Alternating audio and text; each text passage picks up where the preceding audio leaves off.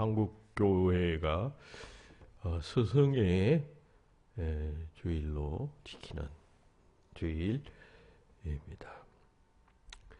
이 스승의 주일에 대한 유래라 할까요? 그런 것은 주보의 1번에 자세히 설명해 놓았습니다. 스승, 곧 선생이라는 말이죠. 선생이라는 말은 이게 한문을 보면 먼저 선자에다가 날생자를 씁니다. 그러니까 먼저 태어난, 먼저 산 인생이라는 뜻이죠. 선생이 특별하게 지식을 가지고 경험을 가지고 있는 사람이 아니라 먼저 태어나서 삶을 먼저 산 사람을 선생이라 합니다. 그것이 선생이라는 말의 그 한자적 의미이겠습니다. 앞서 살은 또 앞서 사는 사람이라 할 것입니다. 그런데 인생에는 생명의 길도 있고 사망의 길도 있습니다. 그러니까 그 앞선 사람을 뒤쫓아가는 사람들은 그 앞선 사람들이 가는 길을 이제 따라가기 마련인데 그 앞에 선 사람이 선생인데 인생에는 생명의 길도 있고 사망의 길도 있기 때문에 선생을 잘못 만나면 큰일 납니다. 그죠? 잘못된 길로 가게 되고 실패한 길로 가기 때문에 선생을 잘 만나요. 좋은 선생을 잘 만나야 한다라고 하는 것입니다. 앞선 삶을 살았던 자들 가운데 좋은 길을 선택해서 갔던 사람을 우리가 우리의 선생으로 모시고 그들을 배워야 한다는 것입니다.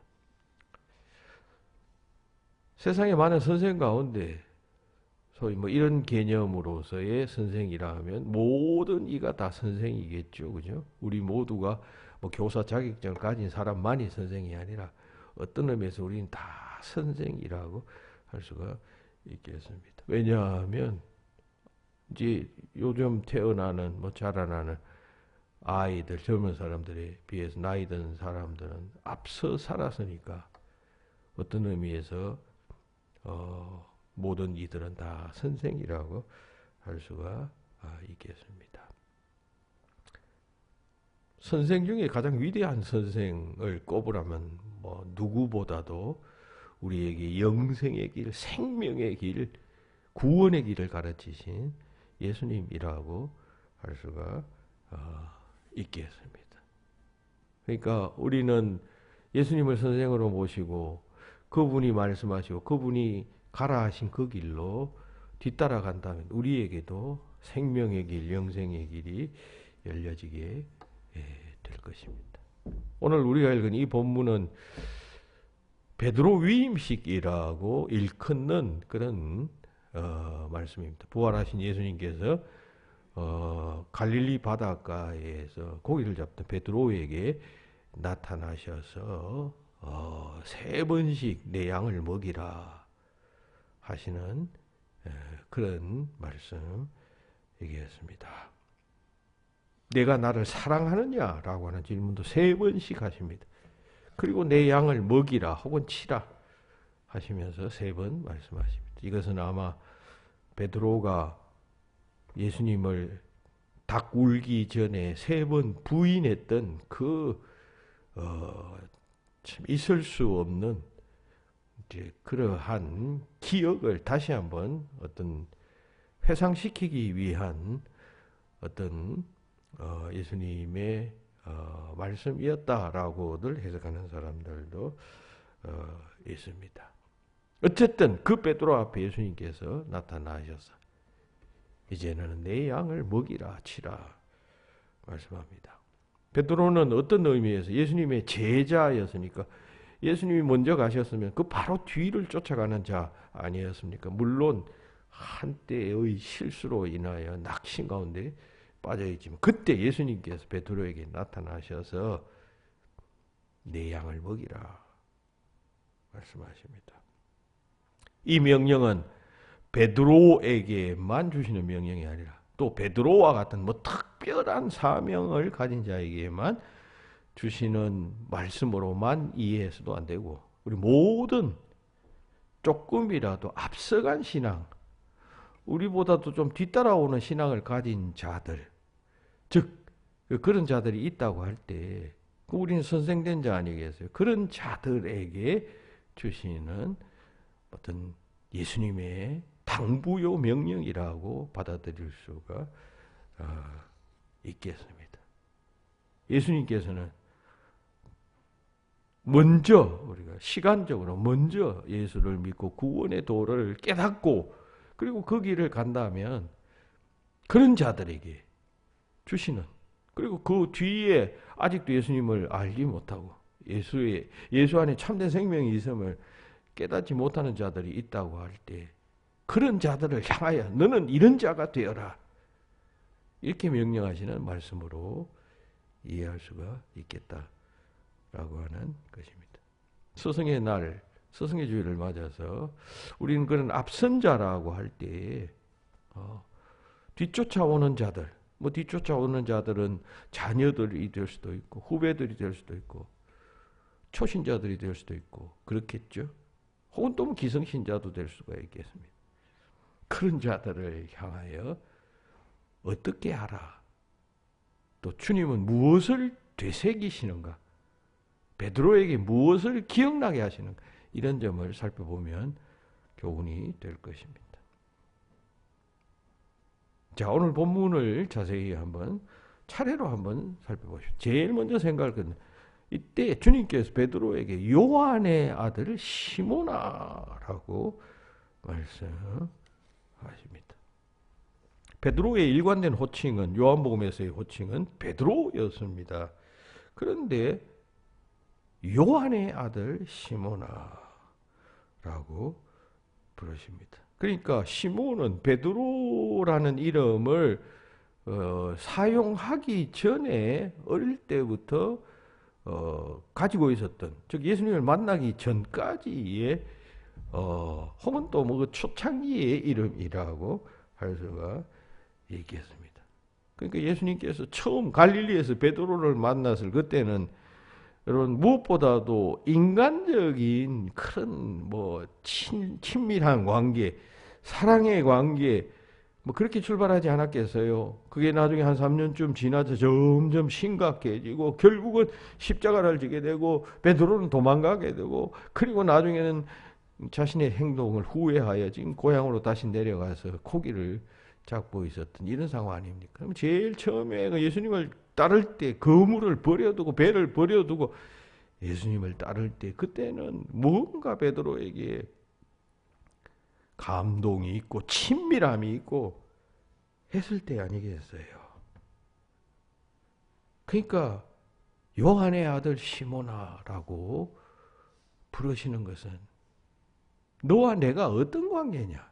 과거에 한 3년 전에 내가 너를 처음 만났을 때 얼마나 내가 너를 사랑했으며 또 친근하게 보호했으며 너는 또 얼마나 나를 따랐느냐. 그런데 3년이 지난 시점에 지금 이런 참 원수까지는 되지 못해도 이런 그냥 서로 얼굴을 대할 수 없는 이런 관계로 전락했다니 이럴 수가 있느냐. 이런 뜻이 이 호칭 속에 담겨져 있다고 할 것입니다. 아니면 여러분 이 시점에서 지금 오늘 본문의 현장에서 예수님께서 부활하셔서 지금 베드로에게 나타나셨을 때 예수님의 입장에서 네가 왜 그랬느냐. 어떻게 네가 내 제자이면서 나를 모른다고 그것도 결정적인 순간에 나를 알지 못한다고 하면서 도망갈 수가 있었느냐. 이 배신자 같으니라고 이러실 수가 있잖아요. 그렇죠? 어떻게 네가 그냥 평소에는 내가 생명을 다 바쳐 주님을 따르겠습니다. 다른 사람은 어떻게 한다 할지라도 나는 절대로 주님을 배반하지 않겠습니다. 해놓고는 그렇게 떠나가는 참 섭섭하구나. 뭐 그런 말씀을 충분히 하실 수도 있었을 것입니다. 좋게 이야기하면서 참 나는 섭섭했다. 뭐 이렇게 해서 뭐 이렇게 문제를 풀어 가시려고 했었을 수도 있었습니다만, 그러나 주님은 여기서 그런 내색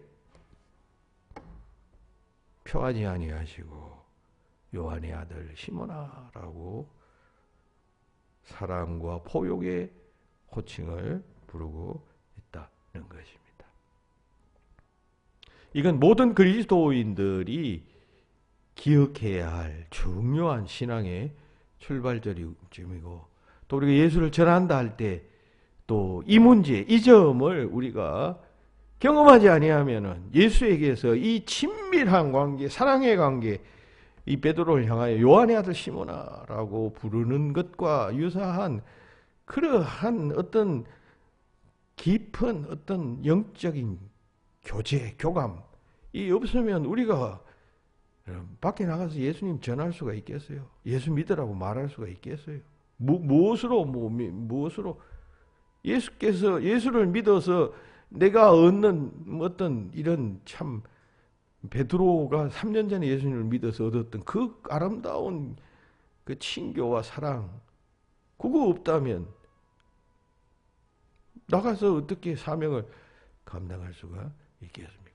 그리스도인에게 부여된 공통된 사명은 세상 끝날까지 그냥 하나님 나라의 복음, 구원의 도, 이거 전하는 것 아니에요. 근데 그런 도를 정서적으로 이렇게 체험하지 못했는데 전할 수가 있겠냐 이 말입니다. 우리는 주님을 따르는 자가 되었습니다.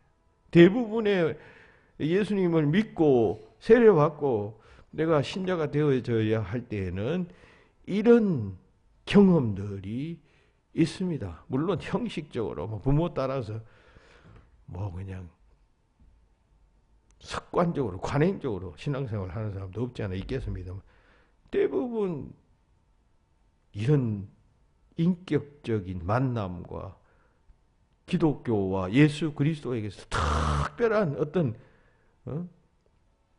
따뜻함을 체험하지 않고는 우리가 신앙생활을 하지 않잖아요. 우리에게 그런 경험이 있단 말이죠. 그러니까 우리가 지금 베드로와 같이 이런 상황 속에, 절망의 상황 속에 짜고 자기 스스로에 대해서 참 실망하며 다 팽개쳐버리고 다시 고향으로 내려간 것과 같은 그런 인생의 어떤 나락에 떨어져 있을 때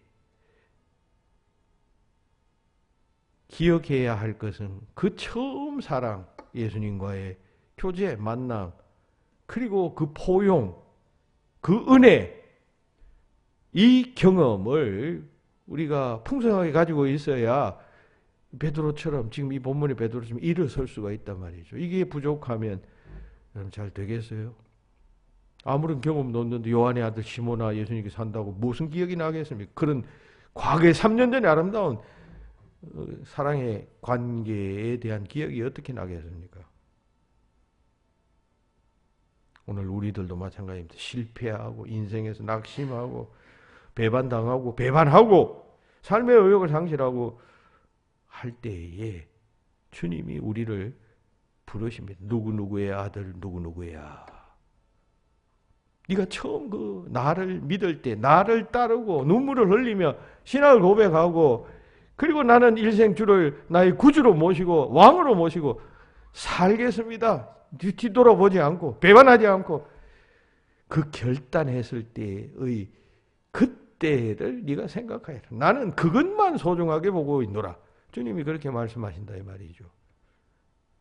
그게 중요. 그 시간 그때 너를 나는 잊지 않고 있다. 네가 낙심하고 나에게서부터 멀어져 가고 문제 상황에 처해서 그때를 내가 주목하는 것이 아니라 처음 그때를 내가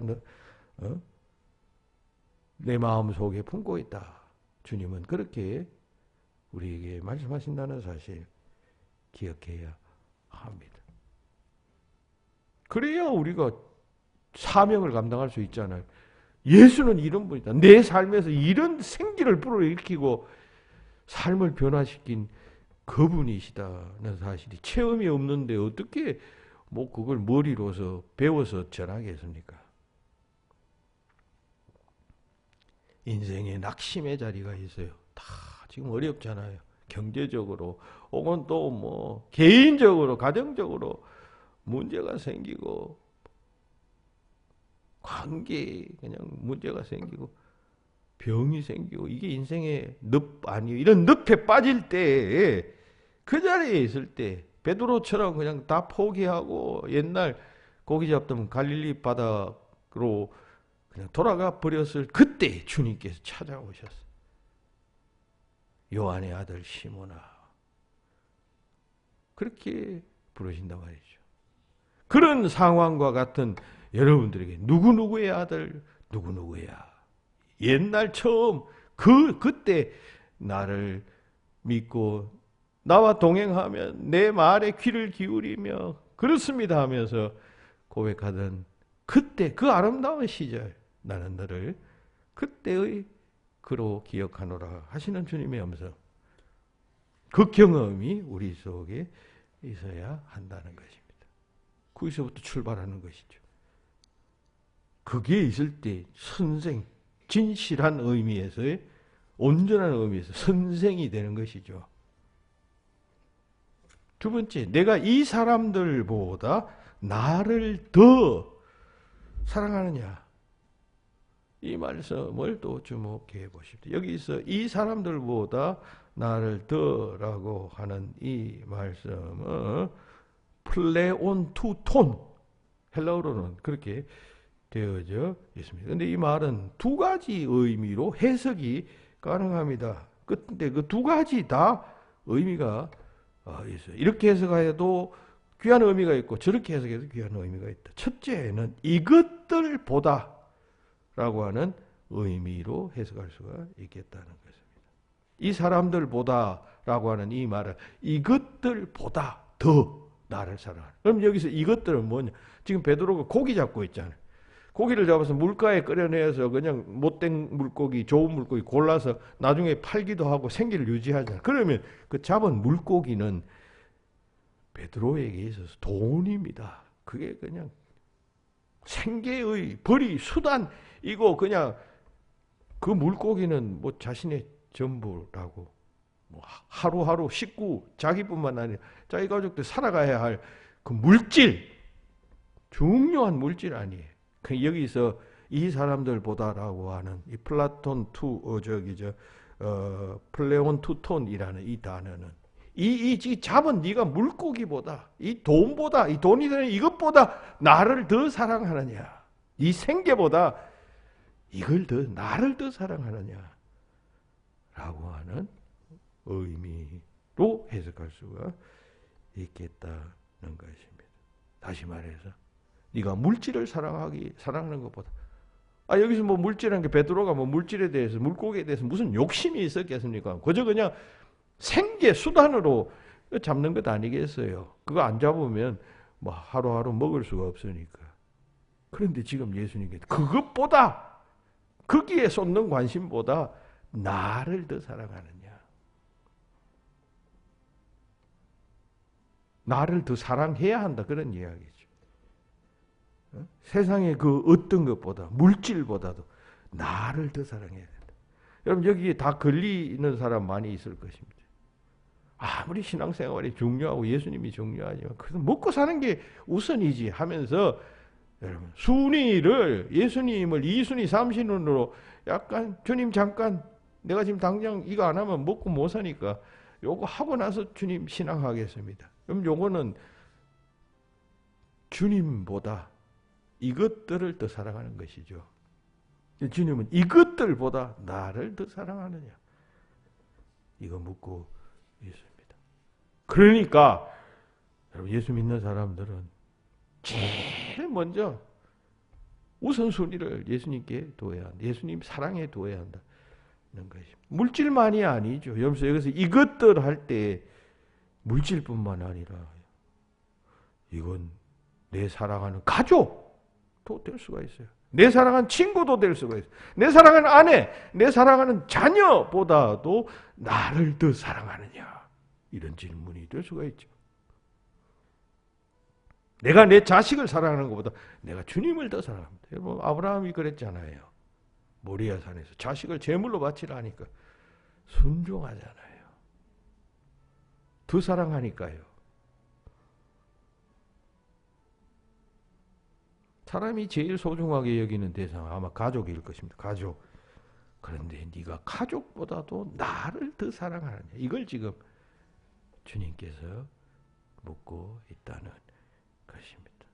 한번 질문해 보세요. 나는 가족들을 더 사랑한가?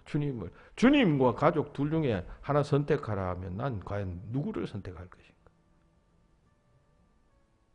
한번 질문해 보시기 바랍니다. 마태복음 10장 37절에서 주님께서 말씀하셨죠. 아버지나 어머니를 나보다 더 사랑하는 자는 내게 합당하지 아니하고 아들이나 딸을 나보다 더 사랑하는 자도 내게 합당하지 아니하니라. 주님을 더 사랑해야 합니다. 그 지금 질문하고 있는 것이에요. 오늘날 같이 우리의 현실에서는 뭐 그런 어떤 양자택일의 어떤 위기 상황이나 선택의 순간이 오지 않습니다. 신앙생활을 하기 뭐 어렵지 않습니다. 막 편안한 세상에서 뭐 전쟁도 없고 핍박도 없고 이런 문제가 우리 앞에 놓이지 않습니다. 그런데 여러분, 예수 믿느냐? 네가 죽을래? 네 가족이 예수 믿는 거하고 네 가족하고 바꿀래? 뭐 이런 정황들이 있잖아. 우리 영화 같은 데 보면. 그 누구를 택하겠습니까, 여러분들? 여기 예수님 택할 사람이 있어요? 다 가족 택하고 뭐 그냥 직장 택하고 뭐. 지금 예수님께서 이 말씀하신 이 점은 기독교가 엄청나게 박해받고 예수냐 황제냐 둘 중에 하나를 선택해야 하는 그런 시대 아니었습니까?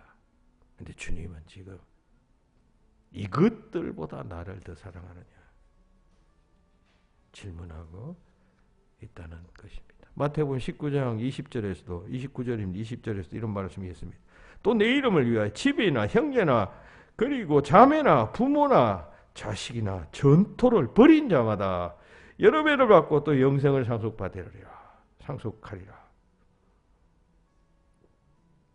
여기 자매나 부모나 다음에 어떤 사문에서는 이게 그 아내가 들어있어. 아내를 괄호를 쳐놨어요. 그럼 온 가족이 다 포함된다는 것이.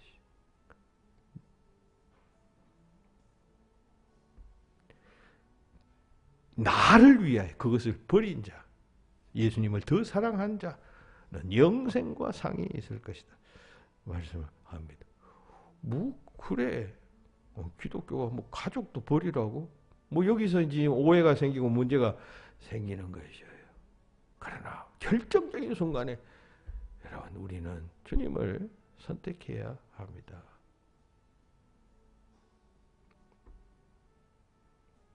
주님은 그것을 요구하시고 계십니다. 이것들보다 나를 더 사랑하느냐. 주님 사랑이 최우선적이에요. 교회 와도 그냥 가족, 자녀, 자식 그냥 매여가지고 정신을 못 차리고 거기에 그냥 그 자녀가 하나 뭐가 되면 그냥 와르르 다 무너져 버리고 뭐 그냥 싸움도 뭐 자식 때문에 하고 뭐 그냥 가족 때문에 하고. 교회 안에서 보면 무슨 이 남편이 뭐 이렇게 교회 안에서 누가 싸우면 그 아내도 꼭 편이 돼서 막 싸워요.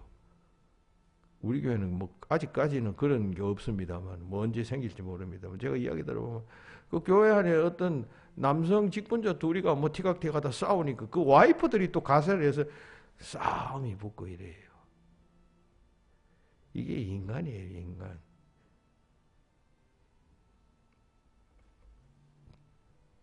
주님을 최우선적으로 사랑해야 합니다. 주님은 그것을 묻고 있고 지금 목양의 사명을 부여하는 베드로에게 그것을 다짐받고 있다는 것입니다. 두 번째, 이것은 다른 사람들이 나를 사랑하는 것보다 너는 나를 더 사랑하느냐라고 해석할 수가 있겠습니다. 그러니까 사랑의 주체자인 베드로의 그 사랑의 정도, 예수님을 향한 사랑의 정도 혹은 농도를 묻는 질문이다라고 해석할 수가 있단 말이죠. 사람들이 예수님을 사랑해요, 섬겨요. 우리도 어느 정도는 예수님을 사랑하잖아요. 그런데 그들이 사랑하는 것보다 더 나를 너는 사랑하느냐, 이런 이야기인 것이죠.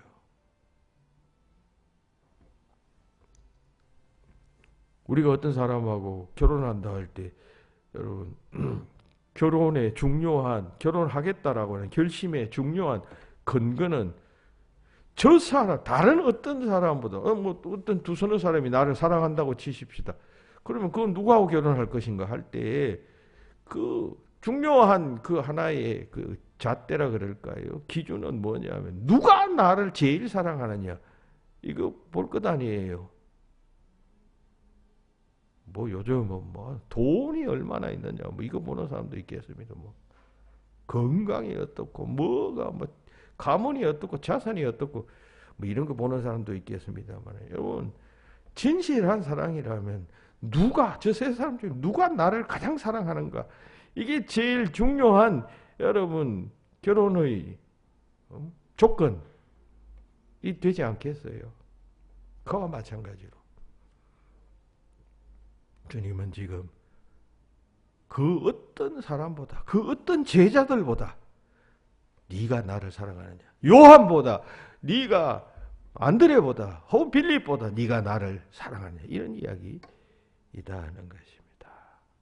결국 이것도 사랑을 강조하는 것이죠. 주님 사랑 없이는 안 된다는 이야기죠. 우리는 신앙생활을 한번 체크해 봐야, 정말 우리는 주님을 사랑하는가? 우리 한국 사람들은 이 사랑에 대한 개념이 너무 없어요. 특히 남성들, 뭐 여성들도 뭐 마찬가지겠습니다만. 이거 주님, 선생님, 구세주로서의 사랑이니까 이건 뭐 에로스적 사랑은 아니죠. 남녀 간의 그런 사랑은 아니죠. 차원 다른 존경과 그리고 경배가 뒤따르는 그런 사랑 아니에요. 그런 사랑이 우리에게는 있는가? 정말 주님을 경배하고 주님을 사랑하는가?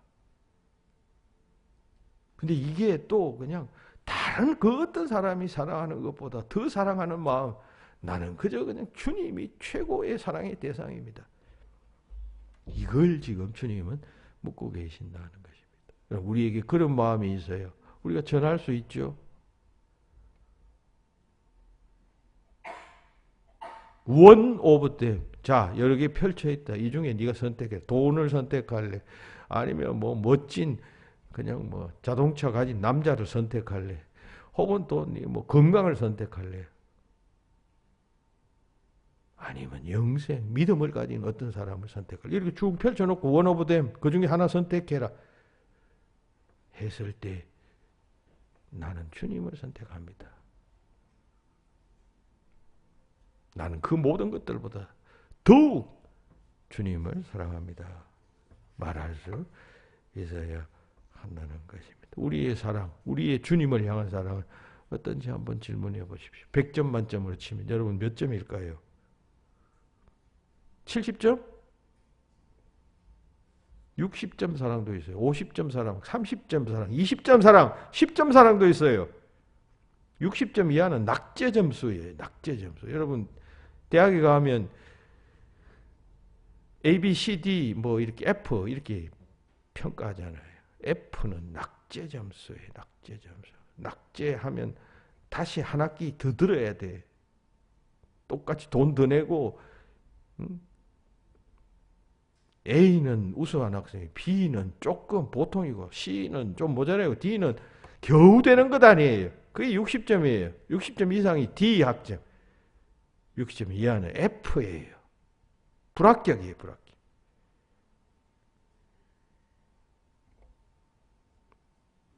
우리의 주님을 향한 사랑은 애약점 좀 돼야죠. 신자가, 직분자가 주님을 사랑하는데 시도 안 되고 티도 안 되고 겨우 달랑달랑 이러고 앉아있으면 되겠어요.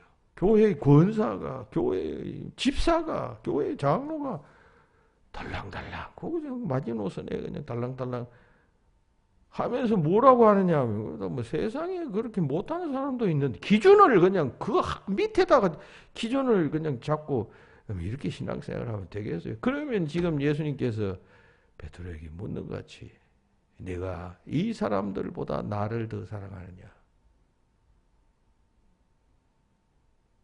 더 사랑해야 하는 것이. 그리고 주님은 네 번째, 세 번째입니까? 내 어린 양을, 혹은 한 번은, 두 번은 내 양을, 한 번은 그렇게 했고, 한 번은 내 어린 양을, 두 번은 내 양을 먹이라, 혹은 또 치라, 라고 그렇게 표현했습니다. 여기서 어린 양이라는 표현은 이 요한복음 여기에서만 나오는 표현이에요.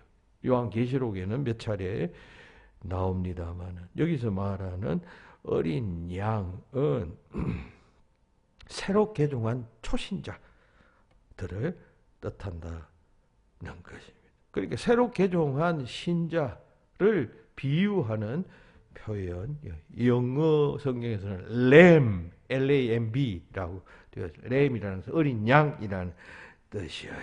그러니까 내 어린 양을 먹이라는 것은 초신자, 처음 믿은 사람들을 먹이라, 그런 이야기입니다.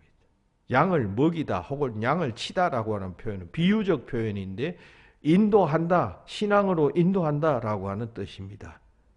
양을 먹인다는, 양에게 뭐 풀을 갖다 먹이듯이 그 사람들에게 풀을 갖다 주고 뭐 산에 가서 낫으로 뭐 먹을 것을 풀잎을 짜서 주라는 그런 이야기가 아니라 비유적 표현이죠.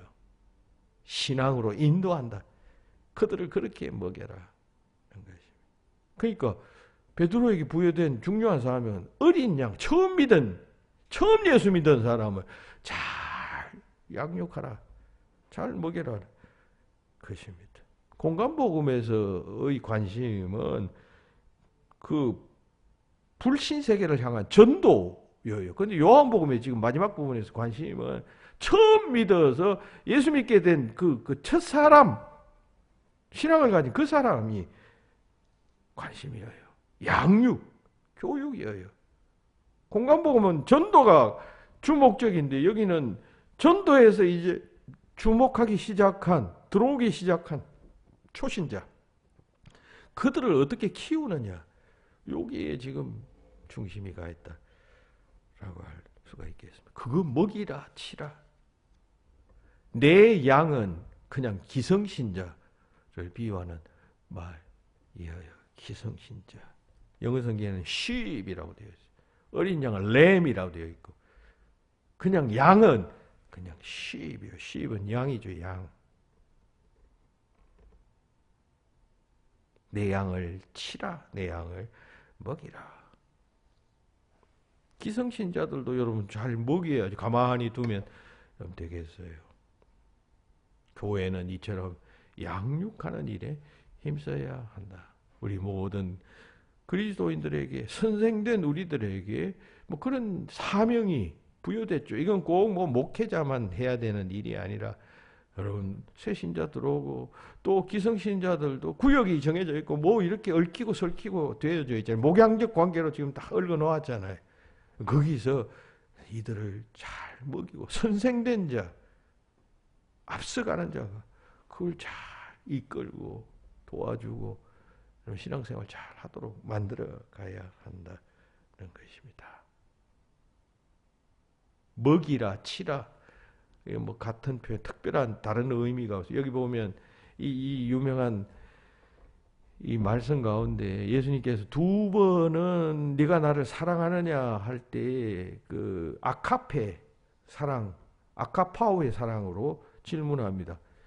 그러니까 베드로는 세 번 다 그냥 필레오의 사랑으로 대답합니다. 그리고 마지막 주님은 한 번은 역시 필레오의 사랑으로 묻습니다. 두 번은 아카페의 사랑으로 묻고, 그래서 이걸 두고 뭐 이게 뭐 좀 의미가 있다, 달리 다른 용어를 사용한 것은 뭐 다른 의미가 있다, 이렇게 해석하는 사람도 있는데, 대부분의 주류의 신학자는 그게 특별한 의미가 있는 게 아니고, 우리가 왜 글을 쓸 때 보면 이렇게 반복되는 단어가 계속 나오면 굉장히 그 지루하고 또 이렇게 그 글이 조잡스럽게 됩니다. 예를 들면 뭐 내가 오늘 아침에 일찍 일어났다, 그러나 어찌어찌 했다, 그 다음에 또 그러나 어쩌고 했다, 이렇게 반복되면 그 문장이 좀 하잖아요. 그러나와 비슷한 단어가 하지만 이런 단어도 있잖아요.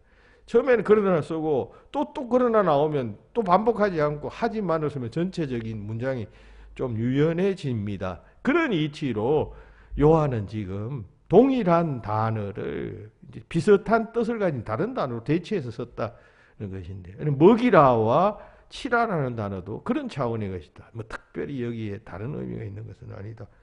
뭐 이렇게 이야기하고 있습니다. 어쨌든 내 양을 먹이라, 차라, 신앙으로 양육하라, 교훈하라 라고 말씀하고 있습니다. 우리에게는 다 그런 사명이 있습니다. 잘 양육하고 잘 먹이고 잘 쳐야 합니다. 용서하고 들으시기 바랍니다. 인터넷에 보니까 이런 글이 있어요. 양들의 10가지 특징에 대한, 성경에서 양은 우리 성도들을 비유하는 용어 아니에요. 그런데 그 좀 뭐라 그럴까, 뭐 하여튼 좀 뭐 의미를 담아서 양들에게는 10가지 특징이 있다는 것입니다. 뭐 다 이야기는 안 하겠습니다. 몇 가지를 들면, 양들은 눈이 대단히 나쁘답니다. 시력이 굉장히 나쁘답니다. 그래서 앞에 뭔가 그냥 움직이면 뭔지도 모르고 졸졸졸 따라다닌답니다. 옆에서 개들이 막 뛰어다니면 목자인 줄 알고 또 쫓아다닙니다. 눈이 나빠요. 잘 못 봐요. 두 번째, 잘 쏙는데요. 잘 쏙아요. 어리석어서 잘 쏙습니다. 양들이 굉장히 동물 가운데 어리석은 동물입니다. 다른 뭐 늑대나 여우나 영리하죠. 개나 이런 동물들은 사람들이 영리한데, 거기에 비해서 양들은 잘 쏙습니다. 그래서 그 쏙는 성질을 이용해서 양치기 개들을 운용하죠. 그죠? 또 이 맹수들도 이런 양의 그 잘 쏙는 성질을 이용해서 골짜기로 몰아넣어서 잡아먹습니다. 또 양들은 잘 넘어진대요. 잘 넘어져. 다리가 튼튼하지 않기 때문에 가다가 잘 넘어진답니다. 그래서 다치기도 하고 한다. 그리고 또 넘어지면 못 일어난답니다. 한번 넘어지면 자빠지면 그냥 푸두둑 하면서 다리를 떨면서 그냥 주인이 이렇게 세워줄 때까지, 목자가 이렇게 세워도 한참 동안 붙들고 있어야, 그래야 이제 정신을 차리고 걷는답니다. 중심도 잘 못 잡고요. 그리고 대단히 이기적이고 멋대로입니다. 굉장히 양들이 다른 동물에 비해서 이기적입니다. 온순한 면도 있지만은 막 지멋대로, 목자가 없으면 막 그냥 자기 원하는 대로 막 갑니다. 여러분 누가복음의 그 15장에 보면 이런 양 비유 있잖아요. 그 양이 왜 골짜기에 그렇게 그냥 갔을까요? 지멋대로기 때문입니다. 지멋대로 좋은 풀 찾다가 그렇게 된 것이에요. 뭐 여러 가지 있습니다만 마지막 한 가지는 죽을 때는 조용하답니다. 죽을 때가 되면 온순해진다는 것입니다. 제가 이 마지막 부분을 보면서 참 그렇다 싶은 생각이 듭니다. 교회 안에서도 이 소위 양으로 비유된 성도들이 막 건강할 때는 막 그냥 자기 성질이 있습니다. 와, 거기는 발표. 죽을 때 되면 조용합니다. 죽을 때 되면 겸손합니다.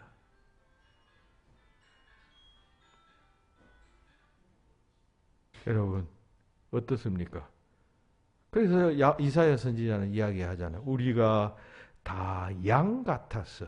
그릇 택하여 각기 제 길로 가거늘 여호와께서는 우리의 죄악을 그에게 담당시키셨도다. 우리가 다 양 같다 말합니다. 우리는 양 하면 굉장히 선한 동물, 착한 동물, 부드러운 동물, 좋은 점만 생각하는데 기억하십시오. 한편 양들은 이런 멍청한 동물들이에요. 그래 이게 그냥 목자가 없으면 이 양들이 여러분 제대로 존재하겠어요? 살아남겠어요?